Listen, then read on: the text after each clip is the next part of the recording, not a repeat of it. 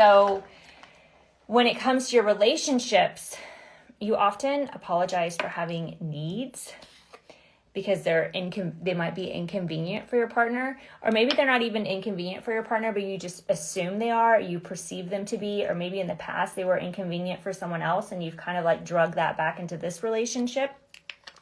So you apologize for having those needs.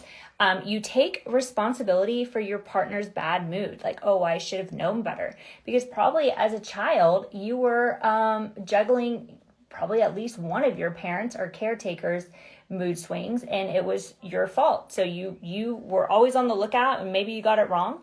And what happens is a lot of women start emotionally babysitting grown adults. And this is not a recipe for a successful relationship or partnership, and it's very one-sided, and a lot of times it just sneaks in there. So in everyday life, you tend to feel super anxious when others are upset, and you take silence as a rejection. Like, even if you've sent an email and you haven't heard back from someone in 20 minutes, all of a sudden you think, or in a day or so, you think, oh, they didn't find value in this. They thought it was too expensive. See, I knew I shouldn't. You start spiraling out of control, and you just take silence as a rejection. You make it mean something about you when it probably doesn't mean anything about you at all.